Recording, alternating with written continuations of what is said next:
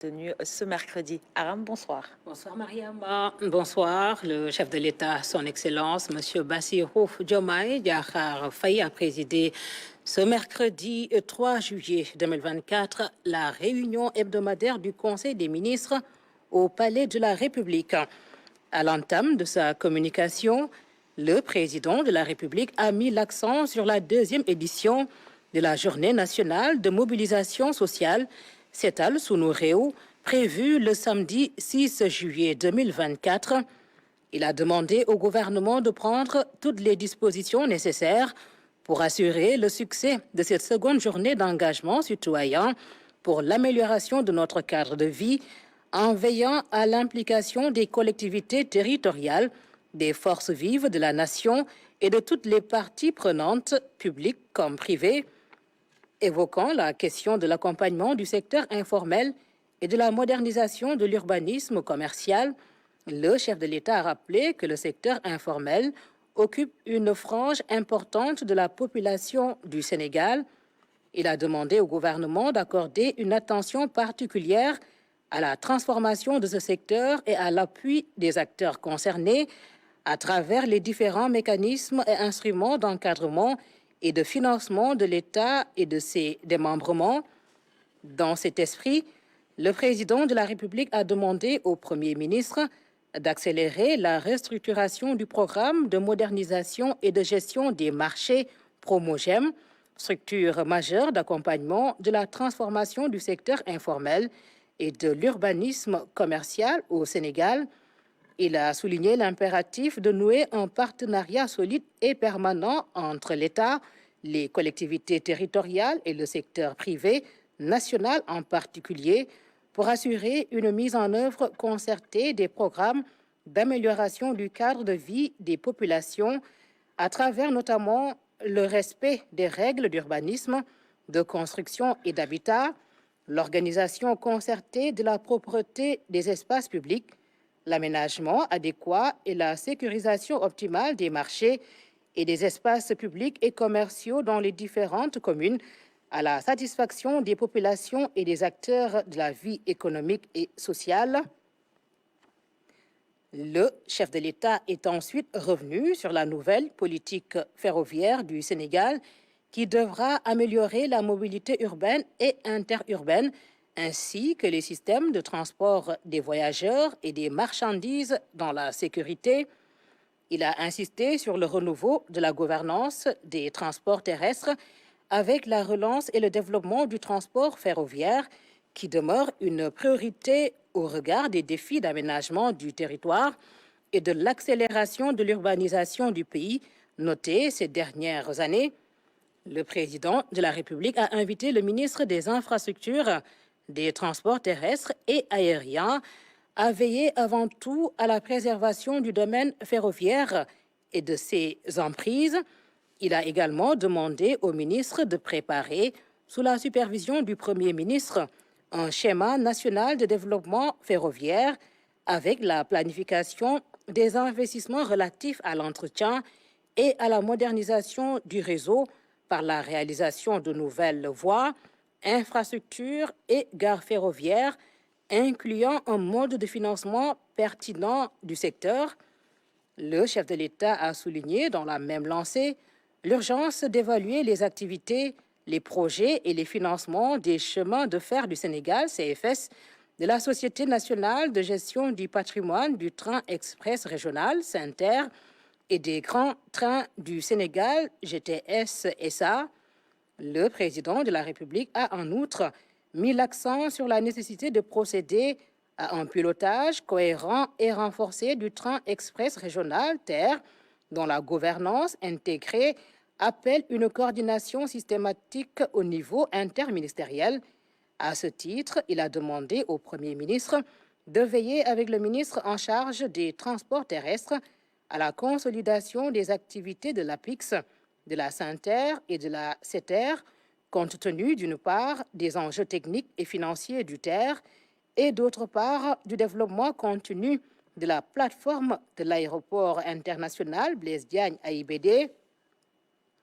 Enfin, le chef de l'État a demandé au Premier ministre de présider un comité stratégique du ferroviaire, un cadre institutionnel innovant de supervision, de coordination et de suivi de la mise en œuvre de la nouvelle politique ferroviaire du Sénégal.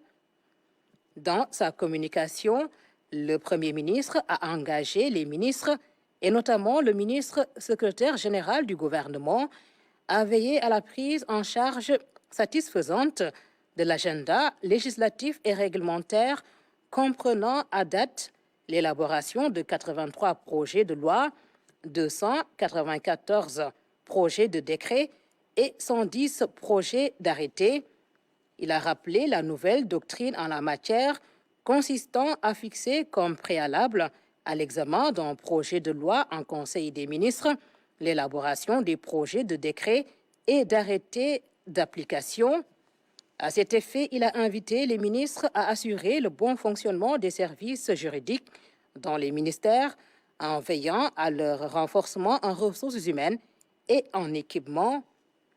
Abordant le suivi des directives de Monsieur le Président de la République issues des réunions du Conseil des ministres et celles ressortant des conseils et réunions interministérielles qu'il a eu à présider, le Premier ministre a demandé aux ministres de veiller scrupuleusement à l'usage optimal par leurs collaborateurs concernés de l'application mise à leur disposition par la primature. Cet outil permettra de renforcer la culture d'évaluation des performances par le biais de reporting trimestriels implantés qui seront soumis à Monsieur le Président de la République. Évoquant spécifiquement la directive présidentielle relative au renforcement de la gouvernance des archives et des documents administratifs, le Premier ministre a exhorté les ministres à veiller à la mise en place d'un dispositif d'archivage des activités par leurs services et agents. Il a invité le ministre chargé de la fonction publique, en rapport avec le ministre secrétaire général du gouvernement, à finaliser dans les plus brefs délais le projet d'arrêté relatif à la mise en place de l'équipe pluridisciplinaire chargée de la révision du programme d'appui à la modernisation de l'administration PAMA. Par ailleurs, le Premier ministre a engagé le ministre chargé de l'Énergie à entreprendre les démarches nécessaires en vue de l'accélération des projets en cours en matière d'électrification rurale et de renforcement des mesures d'accès facilité des ménages à l'énergie solaire. Il a également insisté sur les modalités de réalisation dans les meilleurs délais d'un pipeline de gaz de Saint-Louis à Dakar, tiré de l'exploitation du gisement de Grand Tortue Ahmeyim GTA. S'agissant de la gestion de la période de chaleur, caractérisée par des pics de consommation d'électricité, il a souligné la nécessité de veiller à l'approvisionnement conséquent du réseau en vue de la réoccupation progressive des locaux du building administratif Mamadou Dia dans les meilleurs délais. Le Premier ministre a fait part des développements intervenus dans la gestion du contrat de remise en état de cet édifice. Au titre des communications des ministres. Le ministre de l'Hydraulique et de l'Assainissement a fait le point sur l'initiative des autoroutes de l'eau. Le ministre de la Famille et des Solidarités a fait une communication sur les conditions d'accès à la dialyse. Le ministre de la Santé et de l'Action sociale a fait le point sur le forum Gavi tenu le 20 juin 2024 à Paris. Au titre des mesures individuelles. Le président de la République a pris les décisions suivantes. Au titre de la présidence, M. Lansana Gagny Sakho, titulaire d'un doctorat en Business Administration, est nommé président du conseil d'administration de l'Agence de promotion des investissements et des grands travaux APIX, en remplacement de M. Abdou Fall. M.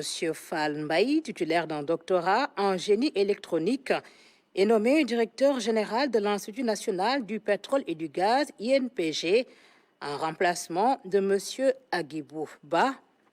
Au titre de la primature, le colonel Amadou Ousmane Ba de la Gendarmerie nationale, précédemment directeur du contrôle des études et de la législation au ministère des Forces armées, est nommé directeur général de la surveillance et du contrôle de l'occupation du sol en remplacement du colonel Papa Sabouri Ndiaye, appelé à d'autres fonctions.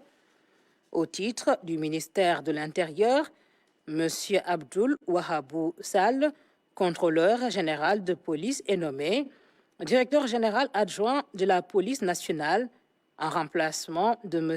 Modou Diagne, appelé à d'autres fonctions. Au titre du ministère de la Justice, M. Aliou Ndiaye, titulaire d'un master professionnel en sciences de gestion matricule de solde numéro 602-214C, est nommé directeur de l'administration générale et de l'équipement au ministère de la Justice en remplacement de M. Abdoulaye Sy, appelé à d'autres fonctions. Au titre du ministère des Infrastructures et des Transports terrestres et aériens, M. Pape Abdourahmane Dabo, ingénieur des travaux publics, est nommé président du conseil d'administration de la société AIBD SA en remplacement de M. Abdoulaye Timbo. M. Atoumane Sy, spécialiste sécurité routière et titulaire d'un diplôme d'études approfondies DEA en géographie et aménagement du territoire, est nommé directeur général de l'Agence nationale de la sécurité routière ANASER en remplacement de M. Cher Omar Gaye. M. Ibrahima Sall, ingénieur géotechnicien, expert routier, est nommé directeur général de la société Autoroute du Sénégal ADS en remplacement de M. Aubin Sagna, appelé à d'autres fonctions. Au titre du ministère de l'Environnement et de la Transition écologique, le colonel Ibrahima Gueye, conservateur des parcs nationaux, est nommé directeur des parcs nationaux en remplacement de M. Bokar Cham, admis à faire valoir ses droits à une pension de retraite. M. Aliou Ndiaye, professeur assimilé en biotechnologie végétale, est nommé directeur exécutif de l'Autorité nationale de biosécurité en remplacement de M. Ousseynou Kassé, appelé à d'autres fonctions.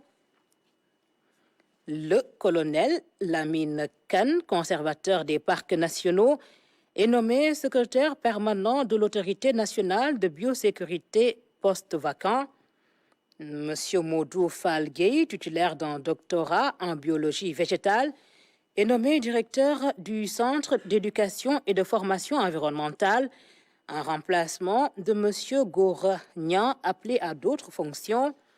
Au titre du ministère de l'Enseignement supérieur, de la Recherche et de l'Innovation, M. Serigne Bakelo, ingénieur informaticien, est nommé directeur du Centre régional des œuvres universitaires sociales de Thiès en remplacement de M. Cher Sall. M.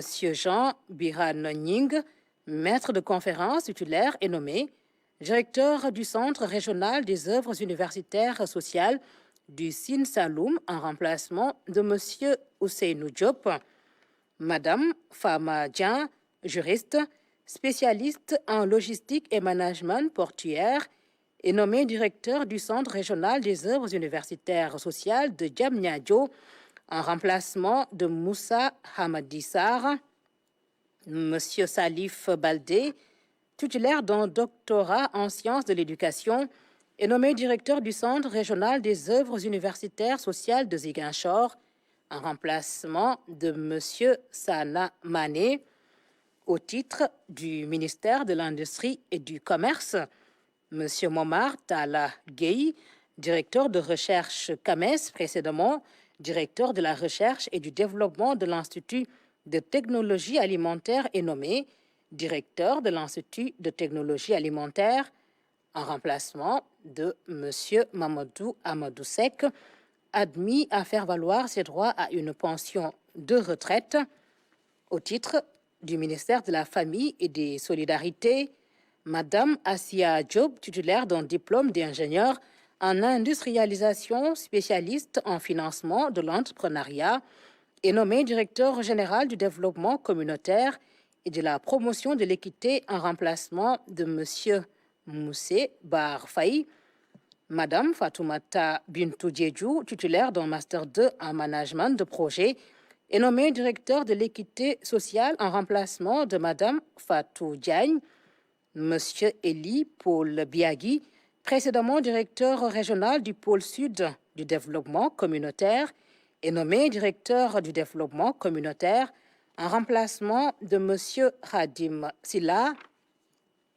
Madame Saï Sissé, titulaire d'un Master 2 en biogéographie, est nommé directeur de l'équité territoriale en remplacement de Monsieur Abiboulaye Lo. Madame Fatouba, titulaire d'un Master 2 en droit et ingénierie financière et fiscalité, est nommée directeur de promotion des droits et de la protection des enfants en remplacement de Monsieur Ibrahima Gueye. Madame Nancy Ndour, titulaire d'un doctorat en sociologie de l'éducation, est nommée directeur de l'autonomisation économique des femmes, poste vacant.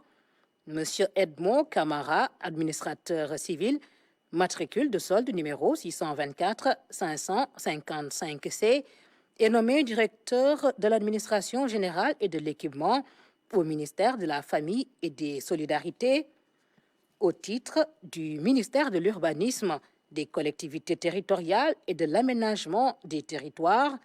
Monsieur Baye Nias, ingénieur de conception en BTP, option ponts et chaussées, est nommé directeur général de l'Agence de construction des bâtiments et édifices publics en remplacement de Monsieur Hamadi Djan. Monsieur Serigne Cheikh Bahoum, inspecteur de l'administration pénitentiaire, matricule de solde numéro 659 489E, est nommé directeur de l'administration générale et de l'équipement au ministère de l'Urbanisme, des collectivités territoriales et de l'aménagement des territoires. Madame Sophie John, expert environnementaliste, est nommée directeur du projet de promotion de la gestion intégrée et de l'économie des déchets solides Promojet en remplacement de Monsieur Cheikhou Omar Gaye. Au titre du ministère de la Santé et de l'Action sociale, Monsieur Ousmane Sissé, titulaire d'un doctorat en médecine, est nommé directeur général de la santé en remplacement du docteur Bernabé Ning. Monsieur Seydou Diallo, titulaire d'un doctorat en pharmacie, est nommé directeur général de la Seine Pharmacie nationale d'approvisionnement, Seine PNA, en remplacement du docteur Fatou Faye Dem. Madame Fatou Bara Njon, ingénieure biomédicale, matricule de solde numéro 613 850E, est nommée directeur des infrastructures, des équipements et de la maintenance au ministère de la Santé et de l'Action sociale, en remplacement de Monsieur Ahmad Diouf. Monsieur Malik Diallo, titulaire d'un doctorat en gestion des ressources humaines, est nommé directeur des ressources humaines au ministère de la Santé et de l'Action sociale en remplacement de Madame Awa Fall Diagne, au titre du ministère de l'Agriculture, de la Souveraineté alimentaire et de l'Élevage. Monsieur Mamadou Lamine Diouf, économiste, matricule de solde numéro 610 992C, est nommé directeur de l'administration générale et de l'équipement au ministère de l'Agriculture, de la Souveraineté alimentaire et de l'Élevage, au titre du ministère de la Microfinance et de l'Économie sociale et solidaire. Monsieur Abdou Diaw, titulaire d'un doctorat en finance islamique, est nommé coordonnateur national du programme de développement de la microfinance islamique en remplacement de Madame Aminata Diaw. Merci beaucoup, Aramdaou, pour la lecture du communiqué du Conseil des ministres tenu ce mercredi. Et c'est ainsi que s'achève cette édition. Merci pour votre fidélité.